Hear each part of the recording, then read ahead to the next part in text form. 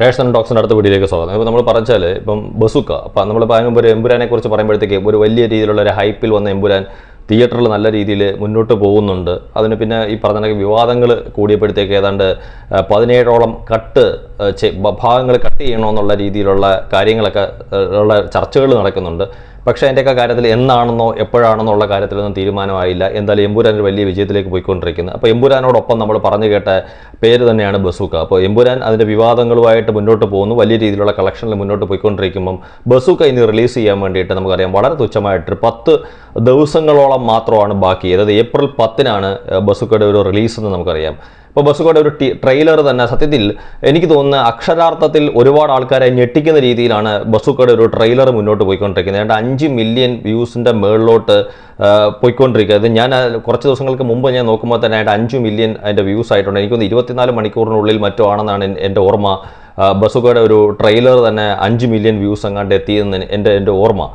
അതോ അതിന് ശേഷമാണ് ഞാൻ കണ്ടതെന്നറിയില്ല. എന്തായാലും എനിക്ക് തോന്നുന്നു എമ്പുരാൻ്റെ ഒരു ട്രെയിലറുമായിട്ട് വലിയ വ്യത്യാസമില്ലാത്ത രീതിയിലാണ് ബസൂക്കയുടെ ഒരു ട്രെയിലറിൻ്റെ വ്യൂസ് എന്ന് പറയുന്നത്.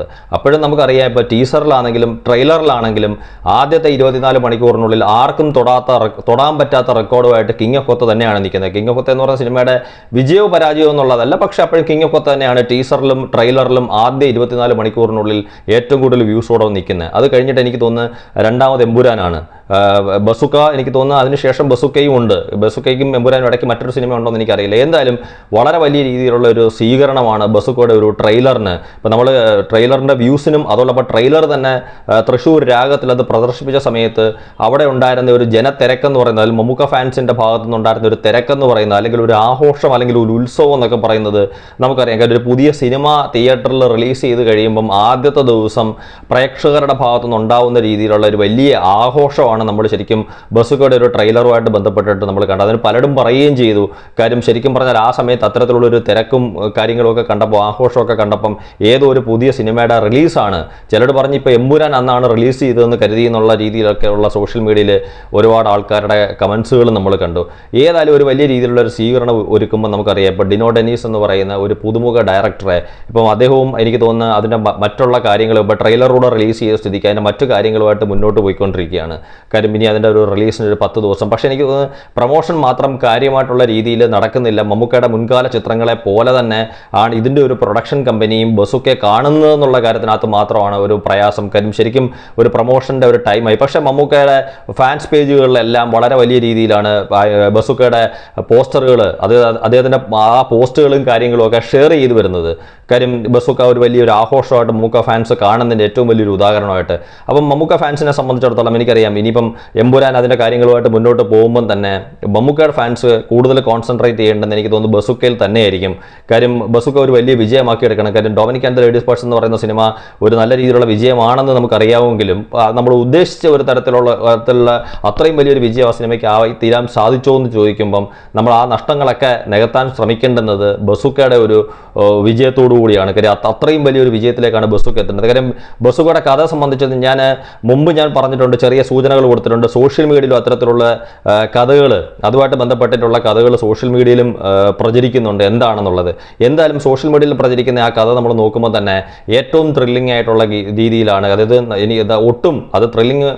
ഒട്ടും ചോരാത്ത രീതിയിൽ ആ സംവിധായകൻ അത് ഒരുക്കിയെടുക്കാൻ പറ്റുമെന്ന് നമ്മൾ മുമ്പ് കണ്ട ടീസറും ട്രെയിലറും കൂടെ ആ സിനിമയ്ക്ക് ഒരു സപ്പോർട്ട് ചെയ്യുന്നുണ്ട്. കാര്യം അത്രയും ഗംഭീരമായിട്ടുള്ള ഒരു കഥയാണ്. പിന്നെ ഞാൻ മുമ്പേ തന്നെ പറഞ്ഞിട്ടുണ്ട്, ആ കഥയായിട്ട് ബന്ധപ്പെട്ടിട്ടുള്ള എനിക്കറിയാവുന്ന അല്ലെങ്കിൽ ഞാൻ അറിഞ്ഞിട്ടുള്ളത്, ഇതിപ്പം സോഷ്യൽ മീഡിയയിൽ നിന്നല്ല അല്ലാതെ ഞാൻ അറിഞ്ഞിട്ടുള്ളത് തന്നെ അതിഗംഭീരമായിട്ട് തന്നെയാണ്. അത് ഒരുക്കി വെച്ചിരിക്കുന്നത് അതിനേക്കാട്ടിലും ഗംഭീരമായിട്ട് തന്നെയാണ്.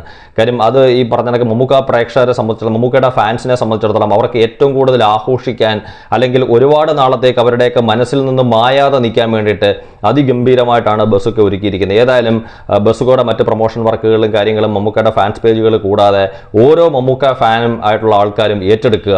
അല്ലാതെ ഈ പറഞ്ഞ കണക്ക് എമ്പുരാൻ്റെ വിവാദങ്ങൾക്ക് പിന്നാലെ പോവാതിരിക്കുക. കാര്യം എമ്പുരാൻ കാണുന്നവരൊക്കെ കാണണം, അതിനകത്തൊന്നും യാതൊരു സംശയമില്ല. പക്ഷെ കണ്ടു കഴിഞ്ഞെങ്കിൽ എമ്പുരാനെ അത് അങ്ങനെ വിടുക, അത് മുന്നോട്ട് പോയിക്കൊണ്ടിരിക്കട്ടെ. ഇനി ബസൂക്കയ്ക്കകത്ത് കോൺസെൻട്രേറ്റ് ചെയ്യുക. ബസൂക്ക ഇതുപോലെ ഈ പറഞ്ഞ കണക്ക് എമ്പുരാൻ പോലുള്ള ഒരു വലിയ വിജയമാക്കി തീർക്കുക. കാര്യം എമ്പുരാൻ ബസൂക്കയെ സംബന്ധിച്ചിടത്തോളം നമുക്കറിയാം അതിൻ്റെ ബഡ്ജറ്റ് വളരെ വളരെ വളരെ കുറവായിട്ടുള്ള ഒരു സിനിമയാണ്.